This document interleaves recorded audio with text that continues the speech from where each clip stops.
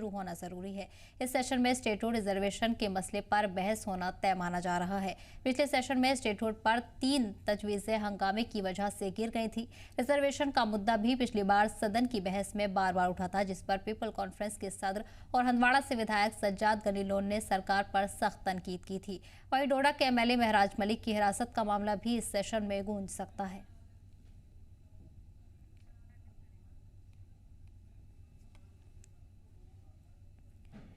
इस बीच आपको बता दें कि जल्द ही अगला सेशन शुरू होने जा रहा है, जिसको लेकर तमाम अहम मसलों पर चर्चा की उम्मीद की जा रही है। महराज मलिक के मुद्दे पर भी चर्चा हो सकती है। इसके अलावा स्टेटहुड और रिजर्वेशन को लेकर खासा चर्चा की उम्मीद जताई जा रही है। आपको बता दें कि रिजर्वेशन के मुद्दे पर चर्चा होना तय माना जा रहा है। और इसी पर जानकारी के साथ हमारे नुमाइंदे मीर जुड़ गए हैं। नई उम्मीद जताई जा रही है कि 13 अक्टूबर से अगला सेशन जल्द ही शुरू होगा और ऐसे में तमाम जो अहम मुद्दे हैं यूटी के, उन पर चर्चा हो सकती है। जी बिल्कुल सही कहा आपने। जिस तरह से आज की कैबिनेट मीटिंग हुई थी और इस मीटिंग की सदारत जो है चीफ मिनिस्टर उमर अब्दुल्ला खुद कर रहे थे। हालांकि इस मीटिंग में कई सारी चीज़ों को लेकर जो है डिस्कशंस किए गए हैं, बट करंटली जो जो इसके लिए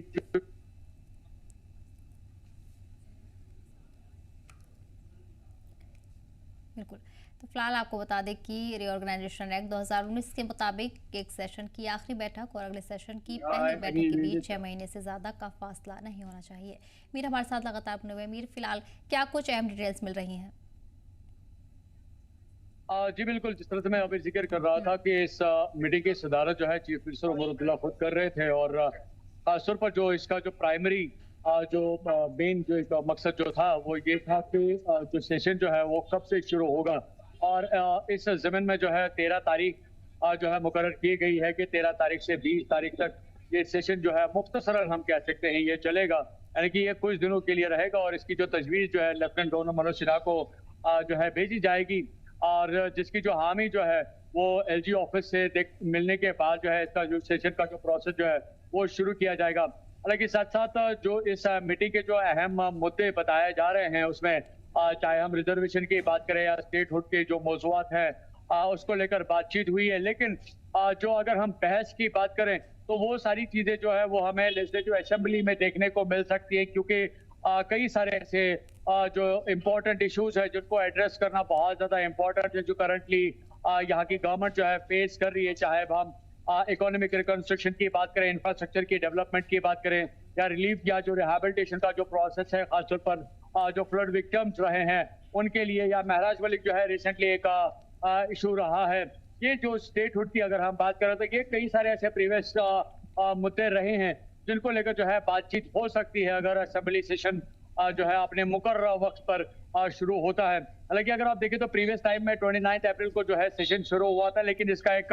रीऑर्गेनाइजेशन एक्ट के मुताबिक 6 महीने की जो मियाद जो है वो बीच में रखी जाती है और उसके बाद जो है दूसरा सेशन शुरू किया जाता है। हालांकि अगर ऑटम सेशन की बात करें तो अब वक्त जो है बिल्कुल नजदीक आ चुका है, तो इस ज़मीन में ये कैबिनेट मीटिंग जो है ये बुलाई गई थी और खासतौर पर जो डेट्स की जो मुकर्ररी है उसको लेकर आज बातचीत की गई और इसकी जो तजवीज़ जो है अब एलजी ऑफिस भेजी जाएगी, जहां पे तस्दीक होके इसकी जो कंफर्मेशन है बेसिकली वो होने के बाद जो है असेंबली का सेशन ऑटम सेशन बेसिकली यहाँ पे शुरू होगा। जी बिल्कुल मेरा, ऐसे में तमाम मसलों के साथ साथ ये सबसे ज़रूरी माना जा रहा है कि स्टेटहुड पर खास चर्चा होगी, क्योंकि अक्टूबर में ही स्टेटहुड के मसले पर सुप्रीम कोर्ट में सुनवाई भी होनी है और ऐसे में इस बार पूरी तरह से उम्मीद की जा रही है कि स्टेटहुड वापस मिलना चाहिए। कल देखिए, पार्ट ऑफ द डिस्कशन अगर स्टेटहुड असेंबली में रहता है वो एक अलग प्रोसेस है, लेकिन ऑनरेबल सुप्रीम कोर्ट की इसको लेकर क्या बात होती है वो एक अलग मसला हो सकता है। हालांकि ये दो अलग अलग चीजें हैं। हाँ, ये जरूर है कि जम्मू कश्मीर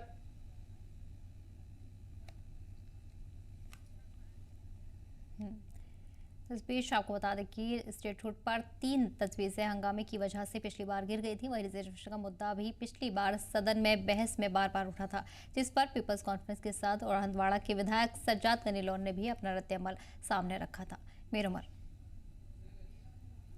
जी बिल्कुल, अगर आप देखें तो कई सारी पॉलिटिकल पार्टीज जो हैं यहाँ के, खासतौर पर चाहे हम पीडीपी की बात करें या जम्मू कश्मीर पीपल्स कॉन्फ्रेंस की बात करें या बाकी जो यहाँ पे पॉलिटिकल पार्टीज है, चाहे हम रीजनल लेवल की बात करें, खासतौर पर उन्होंने स्टेटहुड का मुद्दा जो है लगातार जो है आईवान में उठाने की कोशिश की थी। आपको याद होगा कि वहीद फरहान ने जो है एक बड़े हंगामी सूरत हाल में अपनी बात को रखने की कोशिश की थी। वहीं पे अगर आप देखें तो सजाद लोन ने भी जो है इस मुद्दे को लेकर जो है ऐवान में अपनी बात रखी थी। वहीं पे अगर हम देखें तो अवामी इत्तेहाद पार्टी के जो मेंबरान हैं जो है उन्होंने भी खुर्शीद शेख ने उन्होंने भी अपनी तरफ से बात रखने की कोशिश की थी स्टेटहुड को लेकर। लेकिन जो हंगामी सूरत हाल रहे असेंबली सेशंस के दौरान, उसकी वजह से कोई फ्रूटफुल जो आउटकम जो है उस डॉक्यूमेंट पे नहीं हुआ। हालांकि जो जहां पे एक राय बननी चाहिए वहां पे रद्द अमल का जो एक प्रोसेस जो है वो लगातार चलता रहा, जिसकी वजह से कोई भी डॉक्यूमेंट जो है फाइनल वर्ड में हम कह सकते हैं कि फॉर्मुलेट नहीं हुआ। हालांकि इसको लेकर जो है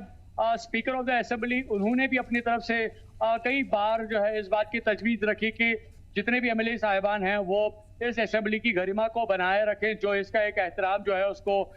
इसका जो एक लेवल जो है उसकी जो वो उसको बराबर रखने की कोशिश करें। जो हंगामी सूरत हाल होती है तो उससे कहीं पे कोई नतीजा कोई बात होती नहीं है। वही एक बड़ा रीजन रहा है कि जब से असेंबली सेशन शुरू हुए, चाहे हम यहाँ कश्मीर डिवीजन की बात करें या जम्मू रीजन की बात करें, तो दोनों ऐवानों में जो है किसी भी जगह पे कोई फाइनल आउटकम जो है फ्रूटफुली वो देखने को नहीं मिला। लेकिन एज पर दिस एक्सपेक्टेशन, क्योंकि ये विंटर्स के लिए ये ऑटम सेशन जो है लेजिस्लेटिव असेंबली का लगाया जाता है ताकि जो विंटर की जो प्रिपरेशन है गवर्नमेंट की, उन सभी चीजों को लेकर जो है इस पे डिस्कशन किया जाता है। मोस्ट इंपॉर्टेंटली कि गवर्नमेंट किस तरह से लोगों को फैसिलिटेट करेगी, किन सभी चीजों को लेकर एहतियात बरतने की जरूरत है। क्योंकि कश्मीर डिवीजन में देखते हैं कि जैसे ही विंटर्स का सीजन आता है तो चाहे हम मड स्लाइड्स की बात करें, लैंड स्लाइड्स की बात करें, नेशनल हाईवे के ब्लॉकेड्स की बात करें या यहाँ पे अशाई खुर्दनी की स्टॉकेज की बात करें, तो कई सारे ऐसे मुद्दे रहते हैं जो कि विंटर्स के साथ मुंसलिक रहते हैं। लेकिन उस विंटर की जो प्रेपरेशन है वो इसी ऑटम सेशन में होती है, तो कहीं ना कहीं पे जो विंटर के जो मामला है उनको लेकर भी इस ऑटम सेशन में डिस्कशन किया जा सकता है। लेकिन इन सभी चीजों को मद्देनजर रखे, इन सभी चीजों को साथ रखे, जो प्रीवियस बैकलॉग जो इश्यूज रहे हैं जम्मू कश्मीर के अलग अलग सिचुएशंस को लेकर, शायद हो सकता है कि इस असेंबली सेशन में इन सभी मुद्दों को लेकर जो है डिस्कशन किया जा सकता है। हालांकि रिवायती तौर पर जो सेशंस होते हैं उसकी जो मियाद है वो कहीं ना कहीं पे लंबी होती है, लेकिन इस सेशन की जो मियाद है वो काफी मुख्तसर होती है। अगर 13 तारीख से ये सेशन शुरू होता है और 20 अक्टूबर को मुख्तसर होता है, तो यानी कि कुछ 7 दिनों का टोटल ये टाइम पीरियड रहेगा जिनमें सभी इन मुद्दों को लेकर जो है पॉसिबली या प्रोबेबली हम कह सकते हैं इन पे बात की जा सकती है। लेकिन एज पर द एक्सपेक्टेशन, जिस तरह से लोगों की उम्मीद इस असेंबली ऐवान के सेशंस पे जुड़ी हुई है, तो कई जो अहम मुद्दे जो है पॉसिबली लग रहा है कि उन पे डिस्कशन इस ऐवान के इस कार्यकाल में होगा। जी बिल्कुल, तो जाहिर है कि जल्दी ही सेशन की शुरुआत होगी और ऐसे में कई अहम मुद्दों पर चर्चा उठाई जा सकती है। मेरा बने रही हमारे साथ, बढ़ेंगे अगली खबर की ओर। और वहीं ऑस्ट्रेलिया के डिप्लोमेट और अफसरान का एक वफ्द श्रीनगर की मशहूर हजरत बल दरगाह पहुंचा। जम्मू कश्मीर वक्फ बोर्ड की चेयरपर्सन डॉक्टर दरख्शा अंद्राबी और दरगाह इंतजामिया ने मेहमानों का इस्तकबाल किया। इससे पहले जम्मू कश्मीर दौरे पर आए इंडो ऑस्ट्रेलियन वफ्द ने वक्फ बोर्ड की चेयरपर्सन डॉक्टर दरख्शा अंद्राबी से खुसूसी मुलाकात की। इससे एक दिन पहले वफ्द एजी मनोज सिन्हा से भी मिला था। ये मुलाकात भारत CSR नेटवर्क के चेयरमैन साजिद के सैयद की क़यादत में हुई, जिसमें वक्फ बोर्ड के साथ मिलकर सोशल वेलफेयर प्रोजेक्ट्स पर बातचीत की गई। मीटिंग में इंफ्रास्ट्रक्चर डेवलपमेंट, टेक्नोलॉजी से जुड़ाव, एजुकेशन और रिहेबिलिटेशन जैसे कई अहम मुद्दों पर चर्चा हुई है। डॉक्टर अंद्राबी ने इन पहलों को ज़मीनी तौर पर लागू करने के लिए आपसी तालमेल को ज़रूरी बताया है। इसके बाद वफद ने हजरत बल दरगाह का दौरा किया। दरगाह में मौजूद अफसरान के मुताबिक ऑस्ट्रेलियाई वफद ने दरगाह की रूहानी फिजा और इसकी अहमियत को बारीकी से समझने में गहरी दिलचस्पी दिखाई है। डॉक्टर अंद्राबी ने कहा कि हजरत बल सिर्फ इबादत का नहीं बल्कि अमन और भाईचारे की अलामत है। और इसी पर मीर हमारे साथ बने हुए मेरा वफद श्रीनगर पहुंचा और दरगाह का इस्तकबाल किया है। वहां पर भी उन्हें खास अहमियत दी गई और ऐसे में जिस तरह से लगातार तस्वीरें सामने आई हैं वो भी बेहद खूबसूरत लग रही हैं। बिल्कुल बिल्कुल सही कहा आपने कि अगर आप देखें तो कश्मीर हमेशा मेहमान नवाजी का गहवारा रहा है, इसमें कहीं पे कोई शक नहीं है। और कश्मीर का जरा जरा यहाँ का मेहमान नवाज है और जरा जरा में ऐसी कुछ ऐसी चीजें हैं जहाँ पे हर एक पूरी दुनिया की अगर हम बात करें तो लोग यहाँ पे खींचे आते हैं। उसी ज़मीन में अगर आप देखें तो जो ये CSR इंडो ऑस्ट्रेलियन ग्रुप जो है जो अभी यहाँ पे दौरे पे है, रिसेंटली इन्होंने जो है LG के जो है उनके साथ भी मुलाकात की। लेकिन जो बड़ी डेवलपमेंट हमें देखने को मिली कि दरगाह हजरत बल में जाके जो है इन्होंने दरख्शा अंद्राबी से भी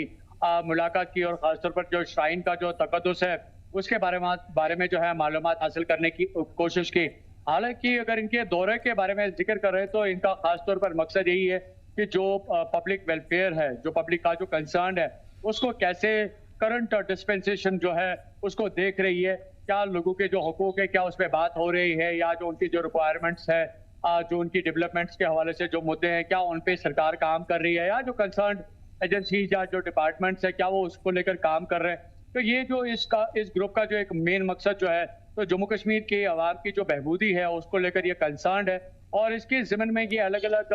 लोकेशंस पे जाके जो है सिचुएशंस का जायजा ले रहे हैं, लोकल्स के साथ बात कर रहे हैं, या जो जिम्मेदारान की बात करें तो उनके साथ इनकी मुलाकात हो रही है, और कोशिश ये कर रहे हैं कि जो ग्राउंड लेवल पे जो सूरत हाल जो है अभी जम्मू कश्मीर की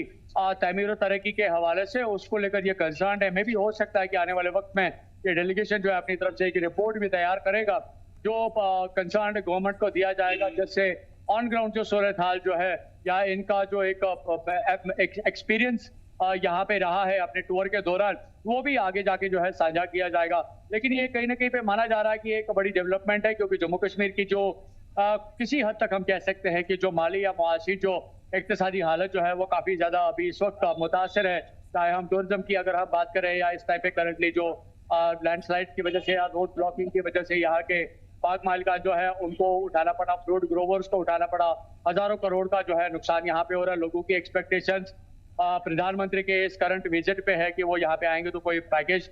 या रिलीफ का जो है वो रिहेबिलिटेशन का कोई प्रोसेस किया जाएगा। तो उस जमीन में अगर उस दौरान इस तरह का कोई डेलीगेशन भी आता है और वो ग्राउंड की सूरत हाल को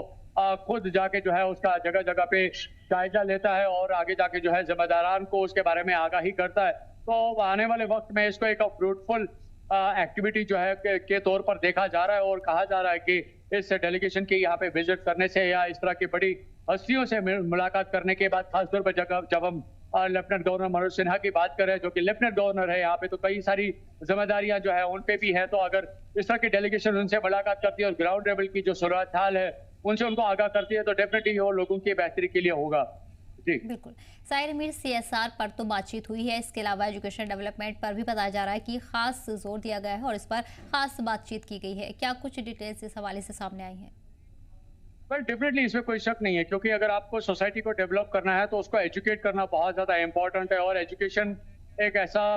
सेक्शन है सोसाइटी का जब तक कि इसकी पूरी एक पहल ना की जाए तब तक आप बेहतर समाज की जो नशोनुमा जो है उसको तैयार नहीं कर सकते। तो इनका जो मानना है ना सिर्फ ओवरऑल लेवल पे जो इंफ्रास्ट्रक्चर है उसको डेवलप करना है, बल्कि जो एजुकेशनल सेटअप जो है उसको और ज़्यादा बेहतर और एडवांस और मॉडर्नाइज करने की बहुत ज़्यादा ज़रूरत है। क्योंकि प्रीवियस टाइम्स में अगर आप देखें तो यहाँ पे एजुकेशन सेटअप जो है कहीं ना कहीं पे जो है वेदर के साथ जुड़ा हुआ है, क्योंकि यहाँ की जो तातीलात है वो वेदर की चेंज के साथ, डिस्प्लेसमेंट के साथ जो है मुतासर रहती है। कभी ना कभी जो है ऑनलाइन क्लासेस लेने पड़ते हैं या किसी देर तक क्लासेस को जो है रोकना पड़ता है, या जो फ्लड प्रोन एरियाज है वहाँ की जो क्लासेस है उनको शिफ्ट करना पड़ता है। तो इस करंट पीरियड में एजुकेशन को किस तरह से बेहतर बनाया जा सकता है, या बच्चों को